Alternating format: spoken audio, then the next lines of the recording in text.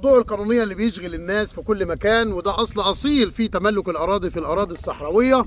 ما ينفعش إن أنا أجي أرض جديدة أو أرض صحراوية وأطلع من أرض أبويا وأرض جدي، وكمان ممكن يبقى تربة جدي رحمة الله عليه موجودة على دماغ الأرض اللي أنا سبتها في ملعب صبايا.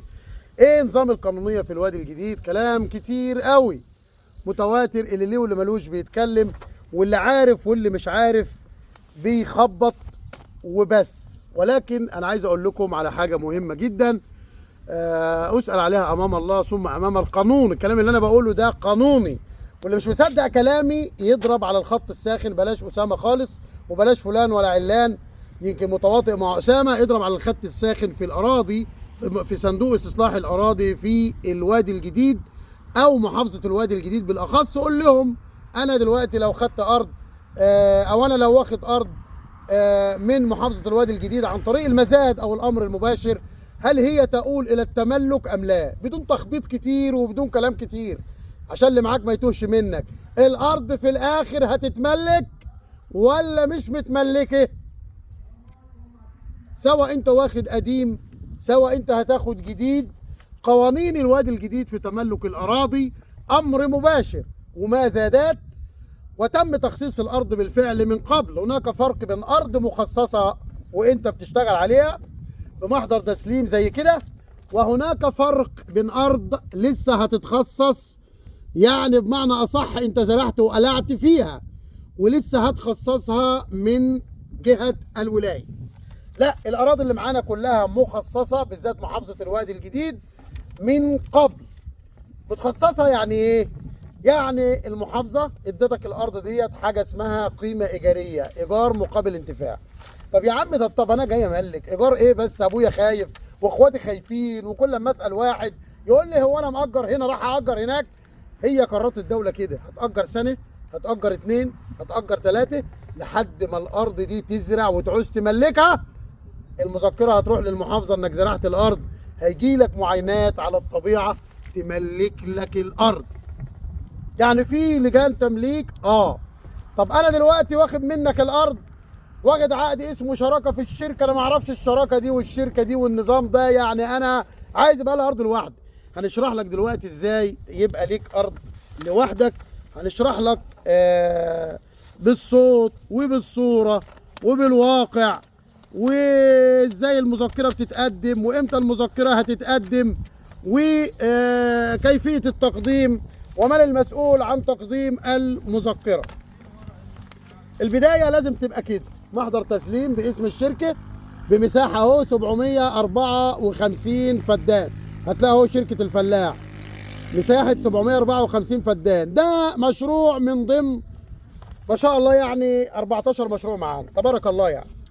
طيب انت جيت معايا زي الناس اللي جم معانا في شركة الفلاح ديت وخدوا عقود زي اللي انتوا واخدينها النهارده، وجينا بقى عايزين نملك. هنعمل ايه؟ جيت مقدم مذكره. المذكره ديت اهي المذكره اهي لكذا شركه اهي. المذكره بتقول ايه؟ ان انا عندي مساحات من الاراضي مطورها، ومعايا مجموعه شركاء ومنتفعين جدد، فانا عايز لجان على الطبيعه لتملك هذه المساحات باسمائهم مباشر. طب فحوى المذكره اللي مكتوب فيها يا عم ياسر؟ مكتوب فيها حصر المساحات المنزرعة على الطبيعة وتقنين تلك المساحات الجدد لمستحقيها. يعني يعملوا حصر عليك زي ما انا بقول، اقدم المذكرة ويلاقوك موجود. مجرد ما انت موجود او ما ينوب عنك بتوكيل، هيتعمل لك ورق لوحدك مباشر. ورق لوحدك ايه؟ مباشر. ازيك يا ابو الحاج؟ هات يا عم ابويا الحاج الوش السمع دي على ما الف في الورق بس واجيب المرحله اللي بعد كده.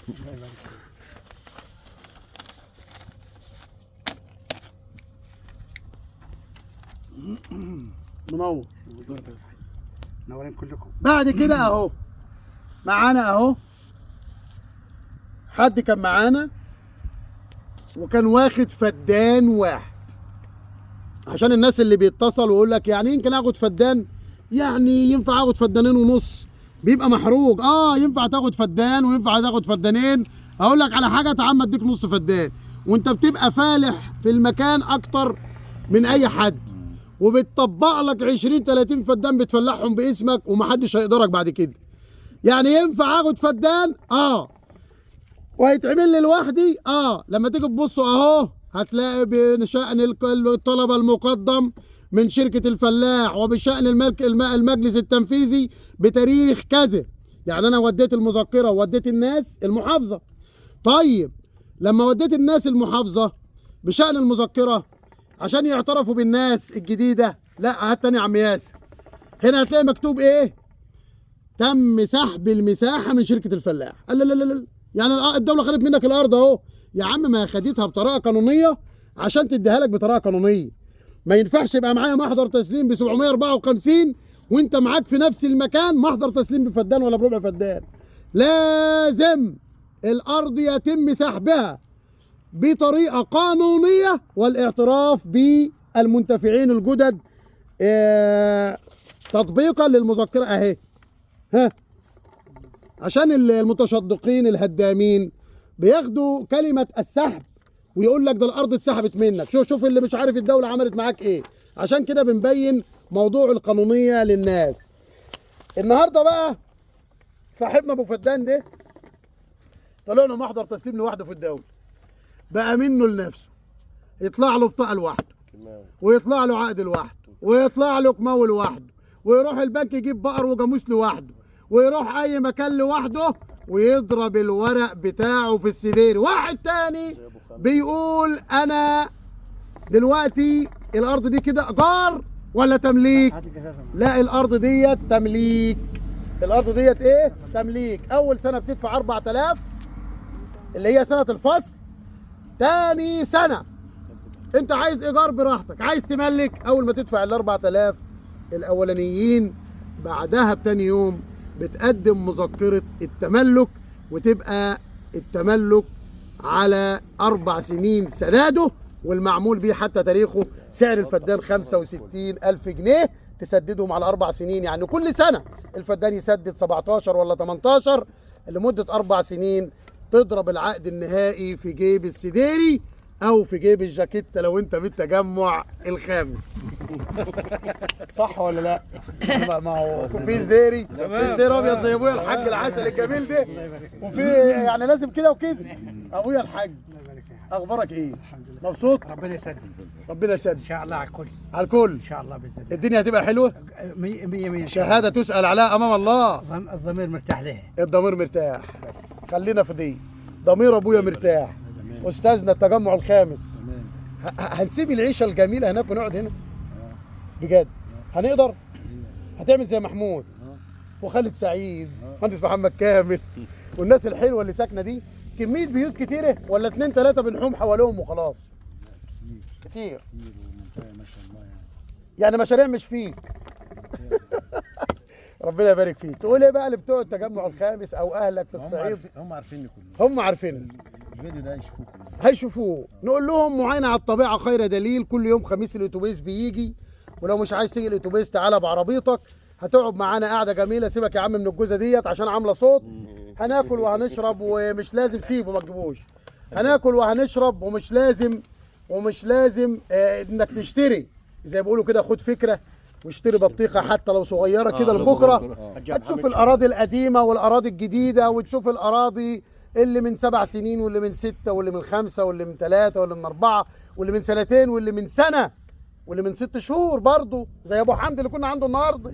ها بتاع الخزان. يا عم ابو حمد ده بتاع الخزان ده من بلد واحد فاشل اللي هو بيقطع في ثروتنا ليل نهار اللي اسمه محمد النقيب ده، او من نفس البلد بتاع الراجل ده. شوف بقى شتانه بين هذا وذاك. ربنا يهديه. واحد نجح بقاله 6 شهور وواحد بقاله 4 سنين فاشل وعايز يعلق شماعته على غيره.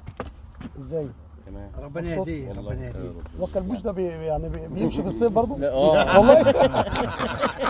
النبي خلي بالك من الزعبه يا حاج دي انا بحوش الكلام تحت مين؟ انت تعرف الكلبوش ده النهارده وصل 600 جنيه اللي انت شايفه قدامك دي. يا اخي ما صح؟ تقولش كده. مش ده الاصلي؟ ده الاصلي. صح كده؟ هنبيعه عشان نكمل. يبقى كده هنبيع الكلبوش. انت بسطت يا باشا زيك اهو. كده الكلبوش تبيع الكلبوش. الكلبوش. الدنيا حلوه والله جميل هنعرف نربي بهايم. جميل والله. شفت هنا الناس مرتاحه ازاي؟ اه طبعا كل حاجه. كله مبسوط. الارتياح النفسي ده ليه دور كبير. الدنيا هتبقى حلوه. اكيد هنعرف نربي بهايم. اكيد هنعرف نقعد على دماغ الارض اكيد. ولا نقعد نجري بقى كل شويه خطبه. لا خلاص ب- احنا بقينا من هنا. بقينا من هنا. بقينا من هنا. ولو ركزنا ربنا يكرمنا هنا. اكيد. زي الناس اللي زي على دماغ الناس الارض. اللي شفناها، ما احنا قدامنا تجارب ناجحه وشفناها مع حضرتك. ومحمود بتاع المنصورة. ما شاء الله عليهم، ما شاء الناس الله. دي كويسة. في وقت قياسي تمام. يعني من السنين ما تجارب احنا ناجحة والبلد متبهدلين بقى بتساعدك لنا سنين تنجح. في الاماكن اللي احنا موجودين فيه. ده عصايتك؟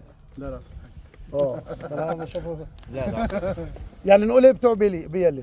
نقول لبتوع بيلا يعني المكان الضيق اللي عندكم ده يعني سيبوه للي متشبث برأيه وعايز يقعد، وتعالوا وسعوا على شوفوا نفسك. الجمال هنا. يشوف بس لا، مش يشوف لازم ياخد الجمال. قرار الا بعد ما يجي. ومن ناحية المقابلة يعني ما فيش عندنا كرم زي اللي موجود. سيبها على الله. تزيد على جنب. يعني ده احنا بنقول كلام ماهوش انت- مجامل. انتوا شرفتونا ونورتونا. اصل المغرضين بيقول لك بياكل الناس لحمه ومش عارف ايه ويضحك عليهم يا عم وقصه والله. كده يعني. حتى وده يعني العمل. بينتقدونا على مقابلتنا نفوس للضيوف. تعبانه، آه. نفوس مريضه، نفوس مش سبحان عايزه الله. الناس تتجدد. والله العظيم انا بقول لاخواني والذي رفع السماء بلا عمد، لو ما شفت وخدت من كل بلد واحد بس فعلا.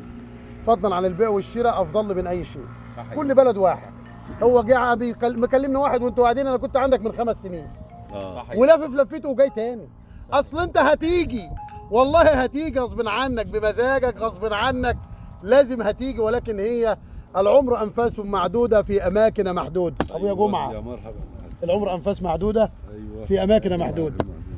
اخبار البحيره ايه؟ والله البحيره حضرتك منين بالظبط من البحيره؟ انا من ابو المطامير، مركز ابو المطامير بحيره. عند الاستاذ حمدي ابو خشيم صاحبي ايوه عضو مجلس الشعب السابق.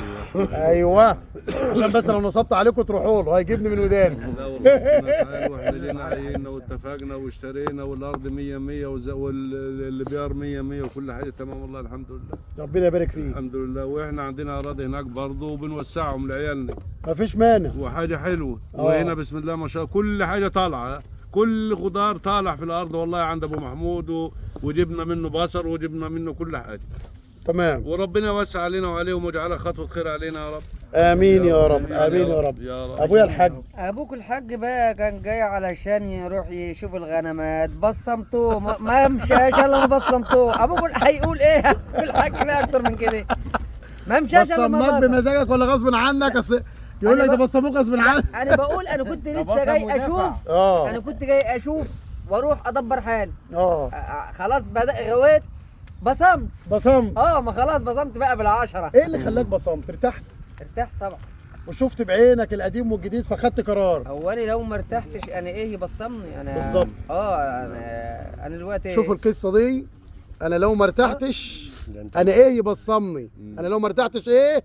انا ايه يبصمني؟ طبعا. ما هي اليات اتخاذ القرار وايه الدافع اللي خلى عم محمود يبصم؟ الراحه النفسيه. ما انا بصمت له برضه انا اخر يعني. اللي هو شاف الاراضي القديمه والاراضي الجديده ونزلني يا عم سوق البهاي نزلته، وديني يا عم الارض القديمه الناس اللي ضامنين دول اشوف الغل نزلته، اقف هنا عند البرسيم دي وقفته، وقفنا عند البصل، ده في بصل صغير وبصل كبير، ما هو عايز يسال. ده مزروع عم محمود عايز يسال، لقى البصل الصغير مشتل على بعضه فعمره ما هيكبر عشان ما تخفش، والبصل الكبير اللي على الخط لقى بصل كبير. النهارده المعاينه على الطبيعه خير دليل. بعينك انت هيبقى عندك تدليل لكل حاجه في دماغك ممكن تكون انت مش عارف تسال فيها ازاي. صح ولا لا؟ صح. الاراضي الجديده اللي زرعه من 6 شهور، الاراضي اللي لسه بتسلمه، كلام تلطش في واحد من اللي لسه مستلم بقاله شهرين، تشوف الميه بعينيك، تشوف التصليع بعينيك، تشوف الفاشل وتشوف الناجح. يعني هتلاقي الريشه في الريشه في فاشل وفي ناجح، صح ولا لا؟ لا في فاشل صح كده؟ زي ما في ناجح. شفنا ناس مقلعه الليمون بتاعها ويقول لك شركه الخراب، وجنب منه واحد الليمون بتاعه طارح ومبشر، وهما الاثنين مستلمين في يوم واحد. ده ناجح وده فاشل، ده مش قادر يصرف على ارضه، وده ربنا كرمه وخد بايده عشان يكمل ويصرف على هو ارض. غاوي ان يصرف وغاوي ان ينجح. يجتهد ربنا. غاوي ربنا كرمه وربنا هو وفقه. غاوي ان يصرف ولا وينجح. الامكانيات. فضيلة الشيخ تعالى ناحيتك كده جنب ابويا الحاج هنا اهو. هات الازازه دي يا ابو الحاج، هات الزق في ابويا، الزق في ابويا الحاج. انت كنت هنا الاسبوع اللي فات، هات يا عم ياسر الشيخ ده اهو. انت كنت هنا الاسبوع اللي فات، ايه اللي جابك تاني؟ والله هي حكايه ولا ايه؟ حبيبي بنحبك في الله هندسه والله، الله يديك الصحة يا وكده حبيبي. والقبول، وربنا يصلح الحال ويوسع على الناس كلها يا رب العالمين. والدنيا تمام والله، متفل وعشرة، وربنا يا رب يديم الألفة يعني هنلمس النباتي خلاص ولا هنيجي تاني؟ ان شاء الله. خلاص كده؟ ان شاء الله كل خير ان شاء الله. كل خير؟ إن شاء الله. يعني مكمل معانا باذن الله. ولا هنلغي العقد؟ ربنا يبارك فيك يا هندسه. لا نلغي عقد مين؟ يعني خلوهم 10، نلغي الخمسه ونخليهم 10. خليهم 20. حبيبي يا هندسه. معاينه على الطباعه خير دليل. شرحنا القانونيه، ارجعوا لها تاني من الاول.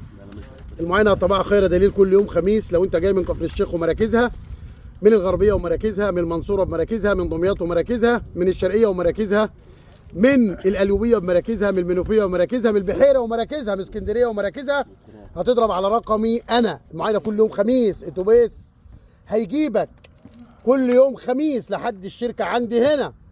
الاقامه موجوده والضيافه موجوده، كل ده مجاني، مش عايز منك حاجه. هتحجز على رقمي 0100 879 1285. السلام عليكم. جزاك الله. الله يوفق يا حاج، الله يوفق. الله يعينك. يا سمره